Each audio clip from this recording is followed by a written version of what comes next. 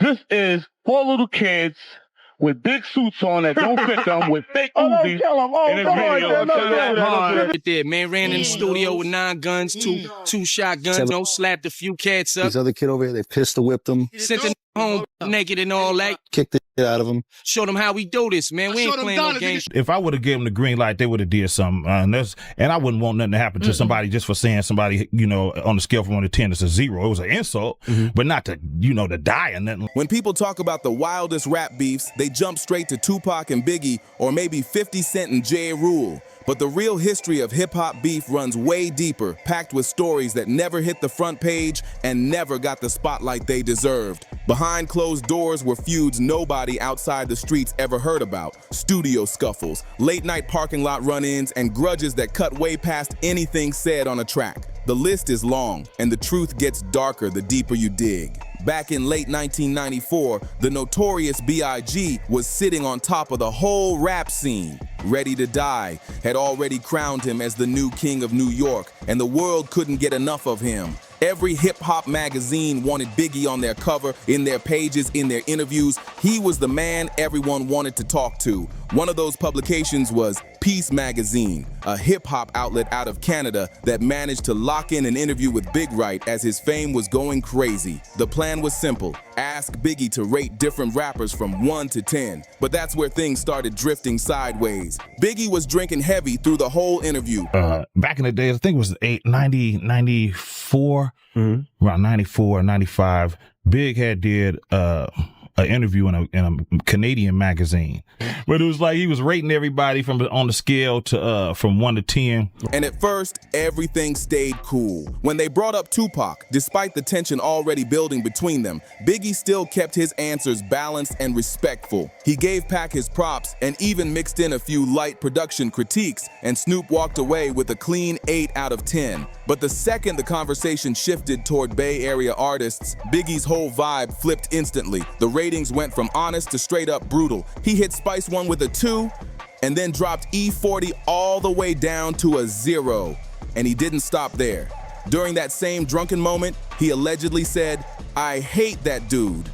That one line shot out of that small Canadian magazine and spread through California like lightning.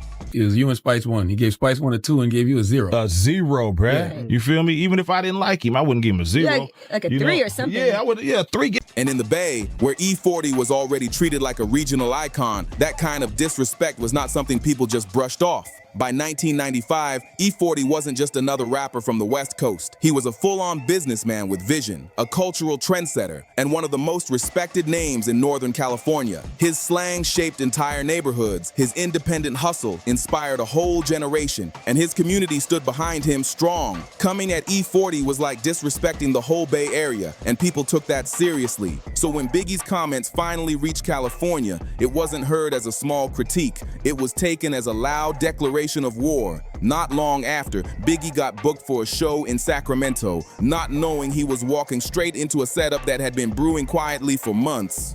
I have a DJ playing, and we're still looking around, we're like, it's not a lot of people here. It's maybe 10, 15 people here at the most. From the moment he arrived, the energy felt wrong. The venue didn't even look like a real concert spot. It felt more like an abandoned warehouse with barely 15 people scattered around pretending to be an audience. For someone at Biggie's level, that was strange enough to raise alarms. Larry Burns, Biggie's manager, sensed the danger creeping in, but even he couldn't imagine just how wild things were about to get. What Biggie didn't know was that this concert wasn't really his show at all. It was a setup from the jump. The whole event had been put together by Lil Bruce, E40's cousin, and a heavyweight in Sacramento's hip-hop circle. During Lil Bruce's performance, the spot was packed wall to wall with his people, the energy thick and loud. But the second Biggie stepped on stage, the crowd mysteriously thinned out, leaving only the ones who had a reason to be there, and none of their intentions were friendly. So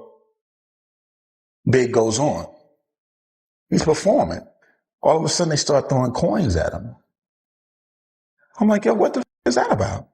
but things were about to get way more dangerous. Biggie, being the pro he always was, pushed forward with his set, even though the air felt tight and off. Then, right in the middle of his performance, coins started flying toward the stage. Straight up disrespect in performance culture. Tossing coins at a platinum artist was basically calling him a street performer begging for change, and that kind of move sent a clear message. But the danger was only getting started.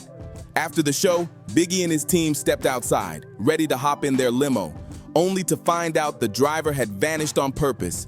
That's when the parking lot went silent. And then, the sound of multiple car trunks popping open echoed through the dark. It was coordinated. Cars lined up, waiting, armed, and ready. Heavy weapons came out, no hesitation, warning. And leading the whole group was Lil Bruce himself, gripping a Desert Eagle .50 caliber pistol, one of the most powerful handguns you can hold in your hand. The message was loud, direct, and impossible to misread. This wasn't some showy scare tactic. This was real, and the anger behind it was personal. Larry Burns was panicking, but he somehow managed to push Biggie back inside the limo, even though they were surrounded on all sides. In that heated moment, Burns made a desperate move and decided to call E40 directly.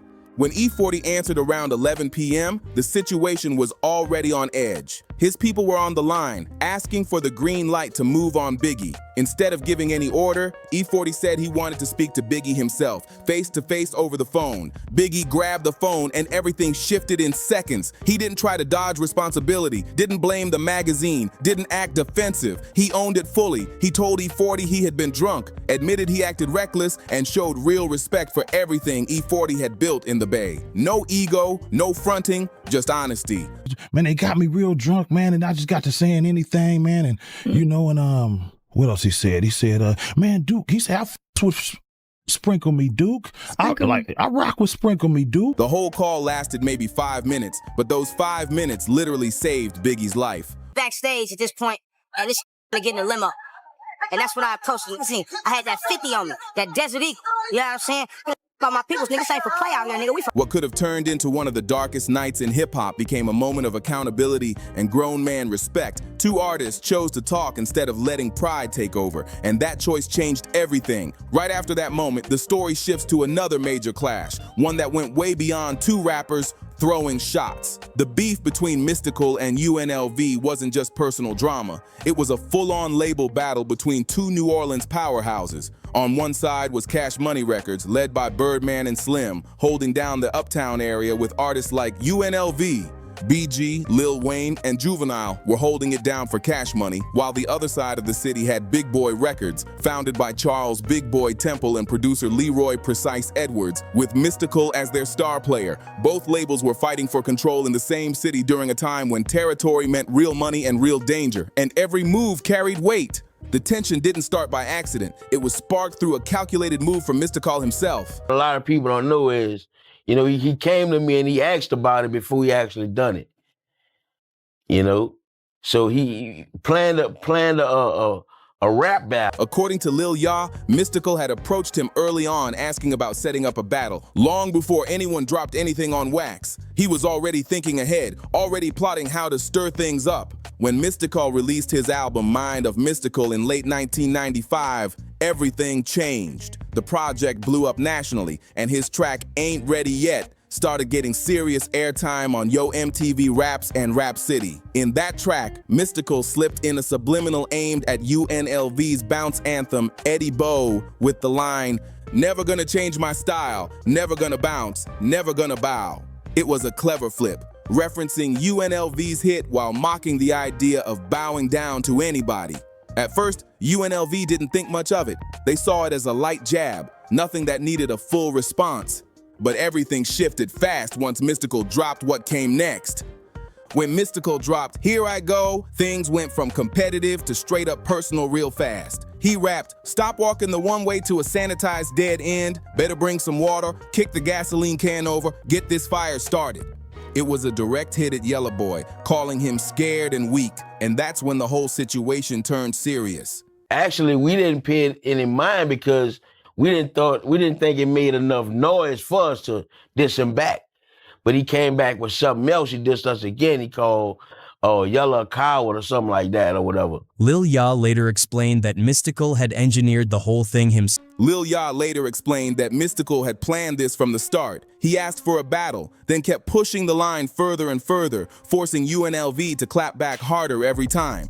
So in 1996, UNLV fired back with Drag 'Em in the River off their Uptown For Life album, produced by Manny Fresh. The beat became so iconic that years later, in 2001, Juvenile used the exact same instrumental for his hit, Set It Off. That track opened with Yella Boy throwing a heavy shot saying, "You fake cheerleading, sanitize, you want someone like me to beware, huh?" It was a sharp reference to Mystikal's past as a male cheerleader at Walter Cohen High School, something he never really talked about publicly, but now it was out in the open for everyone to hear. From there, the song got even more intense, attacking Mystikal's confidence, image, and street credibility with lines meant to tear down everything he stood for. UNLV didn't hold back. They pushed the battle into territory that was personal and uncomfortable, dropping bars like "the Queen," "I mean the King," and other lines questioning his toughness and authenticity, though the original phrasing included language that's not appropriate to repeat here. The diss wasn't just music, it was a direct challenge to Mystikal's identity, and it sparked a level of tension that went way beyond rap competition. Actually was our dude. We was so close to Mystikal, it was like when we see each other in the hallway at school, we'll instantly start ribbing each other.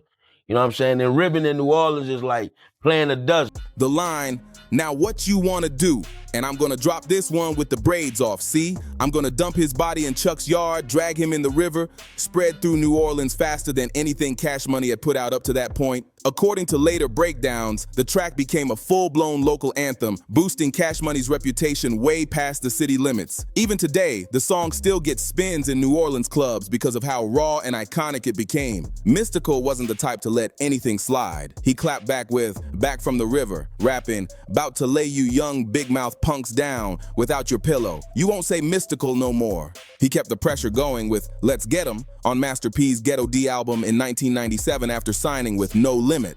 He ran into Yella Boy, and Yella Boy pulled a pistol out on him.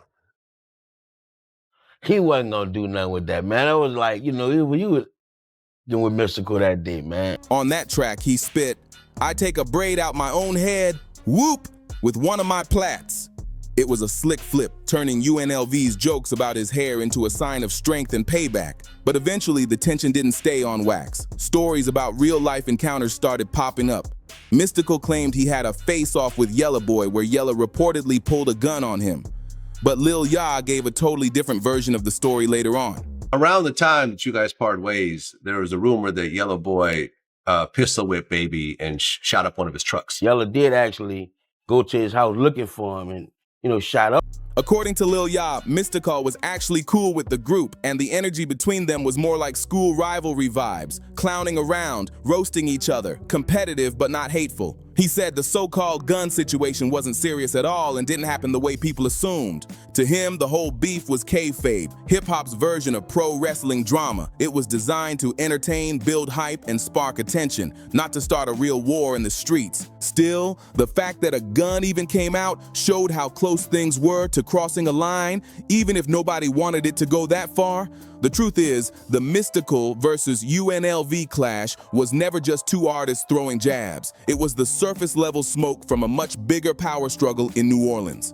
Mystikal was the face of Big Boy Records, stepping up and trying to challenge Cash Money's grip on the city. And UNLV didn't just rep themselves, they were the pride of Cash Money, holding down Uptown with serious loyalty behind them. Turk from Cash Money later said, if you were from Uptown, you had to ride with UNLV. It was basically like choosing a side in a neighborhood turf battle. But the story didn't end with music or competition. It ended in heartbreak. Less than a year after dropping Drag 'Em in the River, Yella Boy was killed on April 5th, 1997. He had gone to a club called Tammy's in Central City, and reports say he was sitting in his car trying to make a purchase when someone shot him in the head. He was only 22 years old. No one was ever arrested, and the case went cold, leaving behind nothing but grief, questions, and silence. Rumors started spreading that his death might have been connected to issues with Birdman over unpaid royalties, but nothing was ever proven, and the truth never came out. the tragedy showed just how dangerous that era of New Orleans hip-hop really was, where music beefs overlapped with real city politics and street tensions. Around that same time in the late 90s, another story was growing. One centered on True Life, an up-and-coming rapper trying to rise in a city packed with giants.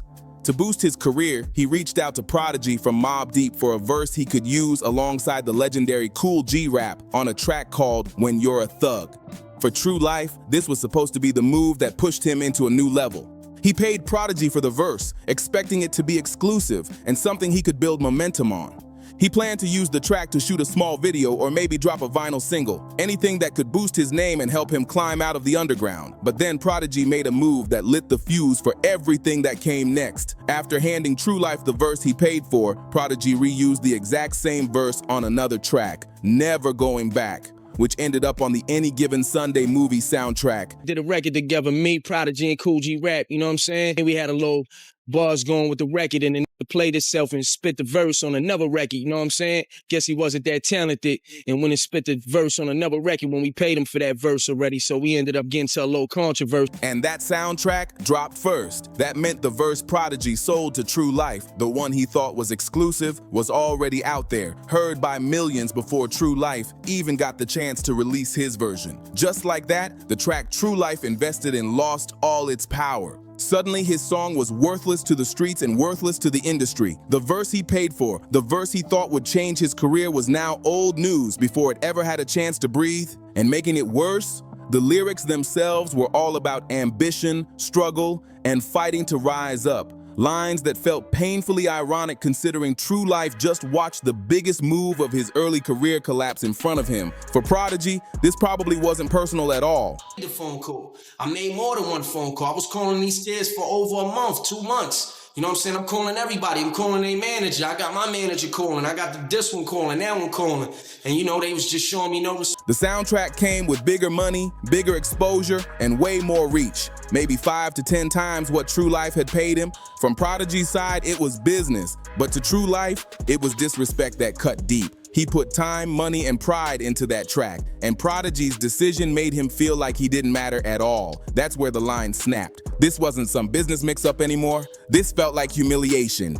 And in the Lower East Side, humiliation isn't something anyone just swallows quietly. It demands a response, and True Life was ready to make one. He tried to handle everything the right way at first. He called Prodigy, he called the manager, he reached out again and again trying to settle things peacefully, maybe get his money back, or maybe get a fresh verse to fix the situation. For weeks he made those calls and got absolutely nothing in return, silence. And to him, that silence said everything. From True Life's point of view, Mobb Deep was acting like he didn't even exist, as if he wasn't worth picking up the phone for. He treated me like I was some funny style. I tried to holler, he played games. So I had to wake him up, let him know what I was about, you know. After a while, that feeling built up into frustration, and the frustration turned into straight anger. Eventually, he decided he had enough. If nobody wanted to answer the phone, then he'd show up in person. True Life felt like he had to remind Prodigy that not everybody was playing by the industry's rules. Some people still operated with a street mindset, and respect meant everything. What started off as a simple business problem turned into something bigger, a mission, as True Life later put it, to show him what happens when you disrespect the wrong person. He ended up taking it there, man. Ran in the studio with 9 guns, two shotguns. Running with Uzis and shotguns and guns. You know, slapped a few cats up. These other kid over here, they pistol whipped them. Sent them home naked and all. That choice changed the whole direction of the beef instantly. Mobb Deep thought they were dealing with just another rapper trying to get attention or chase some clout. But they didn't realize they were dealing with someone who didn't care about fame, record sales, or headlines. True Life was ready to take things past music if he felt he had to. No hesitation, no second guessing, and once he made that decision, there was no going back. So one night, True Life and his crew set up what would later become one of the most infamous face-to-face retaliations in rap history, one that people still talk about because of how far it almost went. They chose to hit Mobb Deep in the place that would shake them the hardest. Not on a stage, not in public, but right inside their workspace. The spot was Mobb Deep's Manhattan recording studio, a place everybody in their circle knew well. True Life gathered his crew, focused and fired up, ready to make a point that couldn't be ignored. According to True Life's own account, his team pulled up heavy and serious. They rushed into the studio geared up, moving like they were stepping into a movie scene instead of a rap dispute. Inside were members of the infamous Mobb, a tight circle connected to Prodigy and Havoc, people who were in that space all the time working, recording, and chilling. Ironically, the two people True Life was actually upset with, Prodigy and Havoc, weren't even there when everything unfolded. The ones caught in the middle were their friends and collaborators, including producer The Alchemist, Malik, The Healer, and others who were just in the wrong place at the wrong moment. The second True Life's crew pushed through, the whole studio exploded into chaos. This wasn't about clout or trying to act tough for the cameras. This was psychological pressure meant to send a message that couldn't be misunderstood. Some people in the room got roughed up, some got robbed, and several were forced into an embarrassing situation before being kicked out of the studio, shocked and shaken. Even look at me. They didn't even look at Jizza, you know what I mean? A few of your favorite rappers was in there, you know what I mean? At gunpoint with guns to their face and shit. But it ain't nothing, you know what I'm saying? There wasn't no drama. For True Life, this wasn't about random disrespect. It was a deliberate message aimed straight at Mobb Deep's inner circle. He wanted everyone connected to them to understand that he wasn't playing industry games and he wasn't someone to brush off or ignore. In True Life's own words, the whole move was meant to prove a point, to show them how we do this, and that disrespect came with consequences. A gun even went off inside the studio, which pushed the fear and chaos to a whole new level, making everybody in that room realize this wasn't some stunt or bluff. But what made the moment even more shocking was who didn't get touched. Two major names happened to be in the studio that same night. G-Zay from Wu-Tang Clan and DJ Muggs from Cypress Hill. Even with all the madness breaking loose around them, True Life's crew didn't lay a finger on either one of them. They made it clear they weren't there for random problems. They had a target, a purpose, and a message, nothing more. G-Zay and Muggs were left completely unharmed, even though Muggs later tried to downplay the whole situation in interviews, looking uncomfortable every time the topic came up.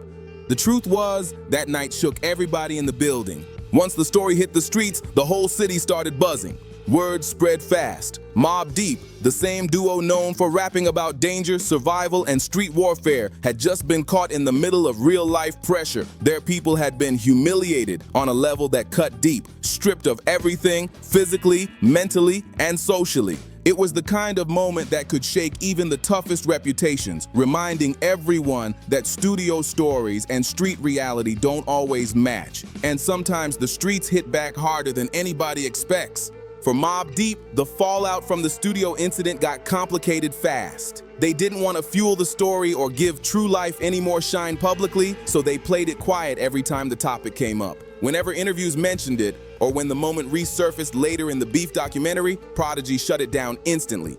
With us and him? Yeah. All right. We're not even gonna talk about that. Yeah.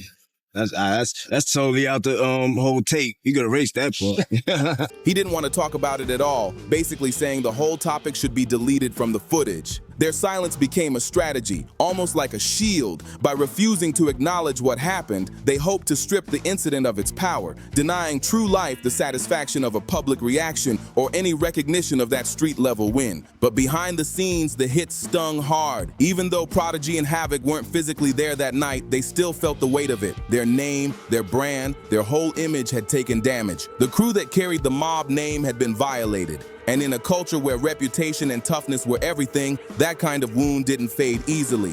The story then shifts to another kind of war, one even bigger and more dangerous than label beef or street retaliation. This was Scarface and Rap-A-Lot Records versus the FBI. In the late 1980s, Houston's Fifth Ward was a tough place, a neighborhood where survival took grit, smarts, and luck.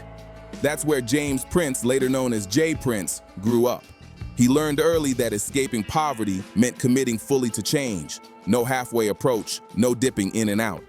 In 1988, while sitting in a small closet with his infant son, Prince made a life-changing decision. He chose to step away from the streets and build something real, something that could actually last. That moment became the foundation for what would eventually turn into one of the most powerful independent labels in hip-hop history. That single decision gave birth to Rap-A-Lot Records, the label that would later reshape Southern hip-hop with legends like Scarface and the Ghetto Boys. But as J. Prince started building his empire brick by brick, the federal government began tightening its focus on him. Back in 1988, authorities seized 76 kilograms of illegal substances found in a car tied to a dealership Prince once operated. He was never charged, but that bust lit the spark for a long-running DEA investigation that stretched more than 10 years. By 1998, the agency pulled together a joint task force aimed at taking him down under RICO laws, claiming Rap-A-Lot was nothing more than a drug front. Leading that task force were DEA agents Jack Schumacher and Chad Scott.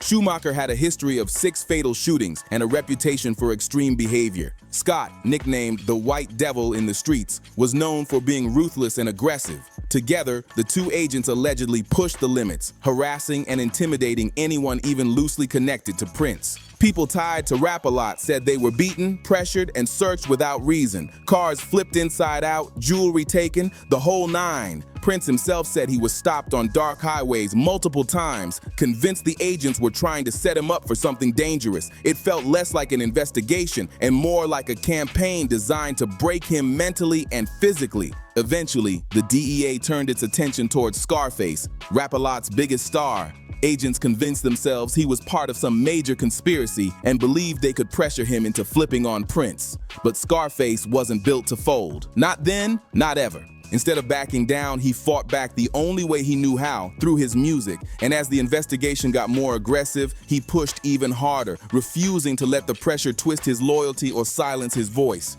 Prince decided he couldn't stay quiet anymore. In 1999, fearing for his safety, he reached out to Congresswoman Maxine Waters for help. She took his situation seriously and sent a formal letter to Attorney General Janet Reno, accusing the Houston DEA agents of racial targeting, illegal searches, and intimidation tactics. Prince refused to meet with the agents in private. He didn't trust the situation at all, so he agreed to speak only inside Maxine Waters' Washington office, where he felt protected. Inside that office, he told everything. He described how Agent Chad Scott had cornered him late at night while wearing tactical gear, trying to lure him into a dark parking lot. Agent Chad Scott finds himself on house arrest. A jury in New Orleans convicted him last month on 7 counts. Overall, corruption was the case prosecutors gave him.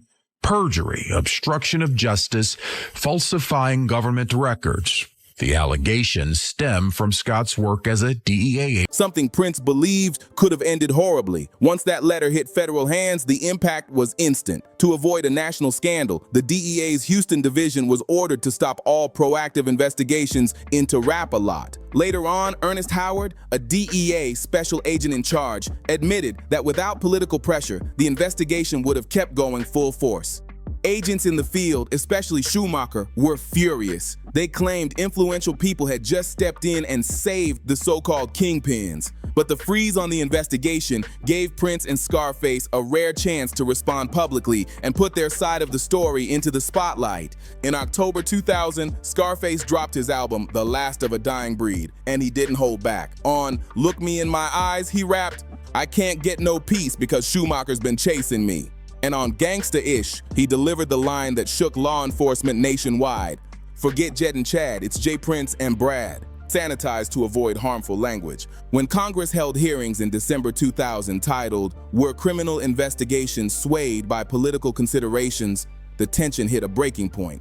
The feud wasn't just music anymore. It had reached Washington, D.C., and the whole country was watching. Federal agents showed up to testify, claiming J. Prince had used political muscle to shut down their whole operation. Schumacher complained loudly that once the investigation was frozen, Rap-A-Lot's kingpins were saved, acting like the label had slipped out of his hands at the last second. The DEA insisted they had already seized huge amounts of illegal material years earlier and were just moments away from pushing a full RICO indictment before everything was stopped. Congressman Dan Burton led the session, but it was Congressman Ron Lawler who created the unforgettable moment. He actually played Scarface's diss tracks out loud inside the hearing room. The lyrics were entered into the official congressional record as proof of Rap-A-Lot's defiance. When Burton heard that the tracks naming federal agents had climbed all the way to number 7 on the Billboard charts, he was genuinely shocked. The agents took the music as a direct threat, claiming the lyrics encouraged violence against informants and glorified the idea of beating the system.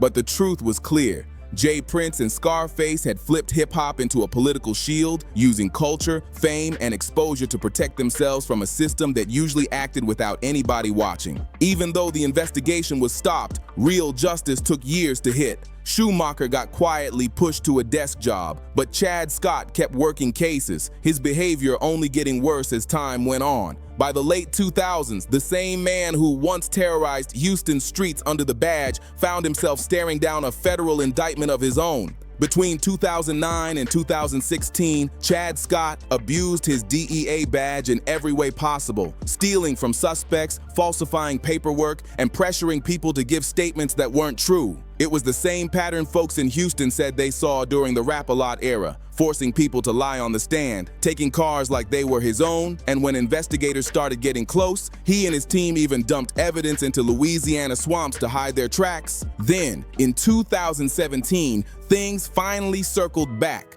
Witnesses from a 1997 Houston murder case came forward and tied both Scott and Schumacher to their old misconduct. They testified that the agents had forced them to lie under oath, framing Lamar Burks, a local producer, just to pressure him into cooperating against Rap-A-Lot. Even Schumacher later admitted in an affidavit that they tried to use that case to force cooperation in the Rap-A-Lot investigation. By 2019, the fallout hit hard. Chad Scott was convicted of perjury, obstruction of justice, falsifying government documents, and stealing property, charges that showed a long pattern of crossing the line. In 2021, he was convicted again and hit with a sentence of 160 months in federal prison, over 13 years. The DEA's so-called White Devil ended up a felon himself, stripped of his badge and his reputation. For Jay Prince, this moment felt like long overdue vindication.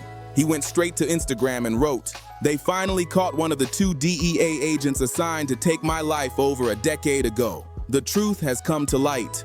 2 decades after Scarface rapped their names for the world to hear, the justice system finally confirmed what Rap-A-Lot had been saying from the beginning. The agents weren't heroes chasing criminals, they were acting like the criminals themselves. And from here, the story shifts into yet another major clash. Above the Law versus Ice Cube. After Cube left NWA, an interview with LA Times, what signatures, y'all music and everything. So like we talk about like, you know, what we really was involved with or our... Eazy-E signed the Pomona gangsta rap group Above the Law, and naturally, they stepped right into the tension that was already brewing. Things started heating up in 1990, while Above the Law was promoting their debut album, Living Like Hustlers. I like Ice Cube that went away to college and come back and act like this big time gangster in NWA, which at the time, that's what he was. You know, he was a dude that was really sharp with the pen, kind of a schoolboy, you know, never hustled the street, never banged in the street. During an LA Times interview that April, group member Go Mac threw some slick shade at Cube, questioning whether his street talk really came from his own life. He claimed Cube's hardcore lyrics weren't based on his own experiences at all. Apply to that. On the interview, he said New Jack Pomona should only talk about the freeway because that's the only thing that's going through that mother. But were actually inspired by their lifestyle from Pomona. That was a bold shot, and everybody in the scene felt it. Eazy-E called me. He said, "Hey man, did you get the LA Times?" I said, "No, man, you gotta see it."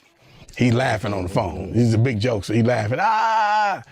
So I get it, I read the statement. Cube didn't treat the comment like a major threat, but he wasn't about to let it slide either. He fired back with a smooth jab saying, "New Jacks from Pomona should only talk about the 10 freeway," calling out the highway running through their city. It was subtle, but it cut deep because it painted Above the Law as small time compared to him. When the interview hit the paper, Eazy-E wasted zero time stirring things up. He called Cold 187, the leader of Above the Law, and asked him straight up, "Did you read the paper?" The second 187, saw Cube's quote. He was heated. He told Eazy right away that he planned to put hands on Cube for the disrespect. I called E back and said, "I'm your boy up." You know, as soon as I said, "Oh, cuz, don't be tripping." I said, "Man, that." Real, homie. Eazy tried to calm him down, but 187 wasn't hearing any of that. He felt like Cube crossed the line, and he was ready to handle it however it came. And fate lined things up fast. He didn't even have to wait. So he come, made a meet up in the hallway, said, "What's up there?" She said, "Newspaper. You trying to play me like a buster or something, homie?" Like, oh, you dude. Like I said, "What's happening? You want to get in?" That same night, April 7th, 1990, Above the Law was headlining a show at the Anaheim Celebrity Theater. He come back into my dressing room and say, "What's up?" As soon as he say, what's up? I give him to him a 2-piece hot one. Boom, he fall through the door. Cube just happened to be backstage that night, doing a magazine interview in the hallway. The timing couldn't have been more perfect, or more dangerous. He and 187 crossed paths and traded a few heated words, but nothing popped off right away. The tension was there, but both sides held it together, for the moment. Cube didn't back down either. No, he didn't. He didn't back He didn't back down. He got socked out, but he didn't back down. He got socked out, but he didn't back. That changed fast when Cube later walked straight into Above the Law's dressing room and stepped up to 187 at the doorway. That tiny move was all it took. Suddenly, a full-on fight erupted. No talking, no build-up, just hands flying instantly. The brawl was rough and wild, but Cube didn't fold for a second. He stood his ground and made it clear he wasn't letting 187 dominate him. And when we get to New York, so all the stuff going around the seminars like, oh yeah, the lynch mob here, and they got issues, whatever, right? Eventually the fight broke apart, but the tension between both camps only got heavier. By this point, Cube wasn't moving solo anymore. After leaving NWA, he built his own crew, Da Lynch Mobb, and this wasn't just a rap group. We see each other going to a panel, right? And we face off right in the middle of the seminar, and we get down. And all hell broke loose. These were organizers, street-smart thinkers, and people with real grit, the type you didn't want to get on the wrong side of. So when Cube and Above the Law ran into each other again at the Marriott Marquis in Times Square during the 1990 New Music Seminar, it didn't take long for things to explode all over again. Cube had stepped away to speak on a panel, but his crew was still there, holding down the space. Dude was nowhere around. Nowhere around. We tore that whole floor up. Words got tossed back and forth, tempers started rising, and before anybody could step in, another brawl broke out, this time between Da Lynch Mobb and Above the Law. It got serious fast and both sides were swinging, but by the end of it, Cube's squad had made their point loud and clear. After that, Cube didn't seem stressed about the situation at all. The message had been delivered. By the late 1980s, New York City was hurting. Hip-hop was born there, but suddenly, the spotlight had shifted across the country to California, specifically Compton, and New York felt the pressure like never before. Groups like NWA were running the charts, rocking Raiders gear, pushing that gangster rap image, and completely reshaping how mainstream audiences saw hip-hop. Magazine covers were flooded with stories about the new kings of LA, while New York artists suddenly found themselves getting pushed to the side. For a lot of folks on the East Coast, it felt like a slap in the face. But for Timothy Blair, better known as Tim Dog from the Bronx, it wasn't just disrespect. It felt personal. Tim Dog was frustrated with how the industry was moving. He said labels had stopped caring about East Coast rappers altogether and were only chasing artists from Compton because that sound was hot at the moment. The breaking point came when an executive allegedly told him he needed to grow a jerry curl just to fit in. That was the moment everything snapped. Tim Dog decided to turn all that frustration into fuel, and he later said his next move came straight from pure heated anger. If the industry wasn't going to give him attention the smooth way, then he'd force them to look his way the loud way. Ironically, a Sony executive even told Tim Dog's producer that taking a shot at the West Coast might actually help him get signed, and Tim Dog didn't miss the hint. Let's go to this video. This is NWA. Hold on. Can I introduce this video? Yeah. Check it out, ladies and gentlemen. This is 4 little kids with big suits on that don't fit them with fake Uzis in his video. So he went all in. In July 1991, Tim Dog dropped what would become one of the most controversial records in hip-hop history, F. Compton, Sanitized. The track was bold, loud, and aimed directly at the West Coast scene that had taken over the spotlight. It wasn't subtle, it was a declaration, a challenge, and a spark that set off one of the earliest coast-to-coast rap wars. It was raw, loud, and aimed at the whole West Coast scene, especially NWA and anybody tied to Ruthless Records. The track blew up in the underground instantly, spreading through clubs, mixtapes, and late-night radio across the country like a shockwave. Tim Dog went straight at Dr. Dre, mocking his personal life and calling out his past relationship with singer Mystikal. The lyrics were crafted to embarrass, using grown-up themes and slick word flips meant to sting without crossing into anything unsafe. He even took aim at Dre's reputation for getting physical in the past, referencing the well-known incident involving Pump It Up host D. Barnes with the line, "Dre getting wild with D from Pump It Up, step to the dog and get messed up." Everyone ended up getting it in that song. Yeah.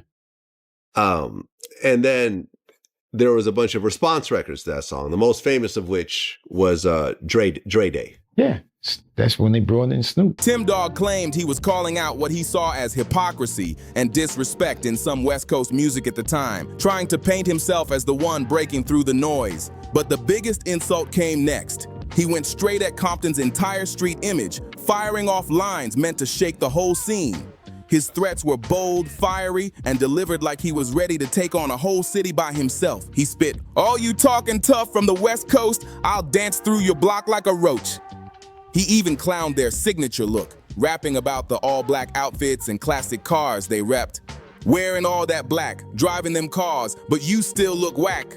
The diss was layered with street references, using imagery of gang tensions between Bloods and Crips as a backdrop while positioning himself as a Bronx soldier stepping into rival territory with confidence and grit. And when his debut album Penicillin on Wax dropped later that same year, he didn't cool down. He doubled down on everything F. Compton was sanitized started.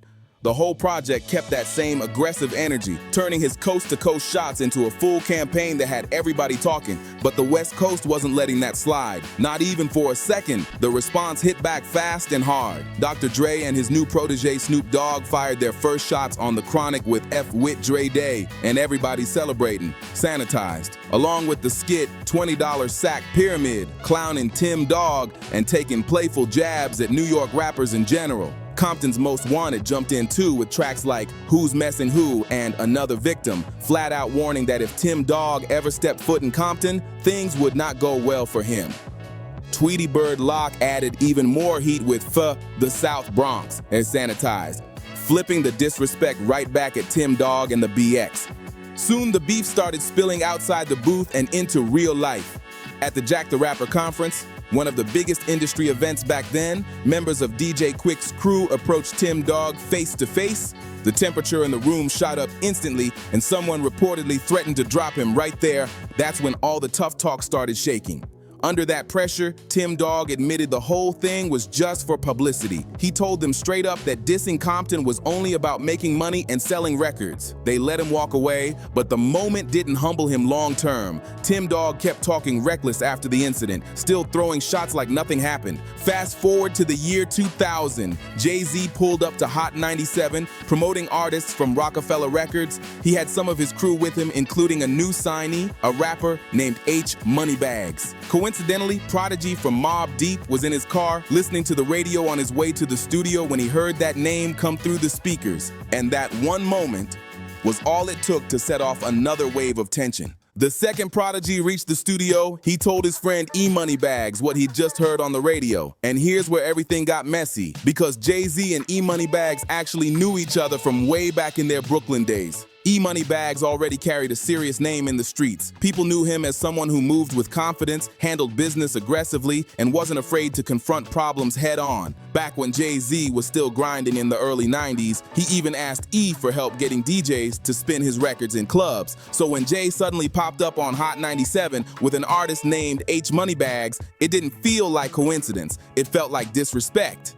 To E Moneybags, it came across like Jay was trying to repurpose his identity and flip it into branding for someone else. Prodigy wasn't about to let that slide, so he called Hot 97 right away, trying to get Jay on the phone. He missed him by just a few minutes. Jay and his team had already left the building, but Jay eventually came back upstairs and hopped on the line. E Moneybags grabbed the phone and pressed him directly, asking who H Moneybags was and why Jay was letting somebody run with a name so close to his. It basically brushed the whole thing off, saying it was just the guy's name and there wasn't anything he could change. E didn't like that answer at all. On air, he pushed back hard, making it clear he felt disrespected and wasn't about to ignore it. When the call ended, E Moneybags was heated, telling the people around him that if he ever crossed paths with Jay in person, things could get tense real fast. That moment turned what could have been a small misunderstanding into a street-level issue, one fueled by pride, reputation, and old history that ran deeper than music.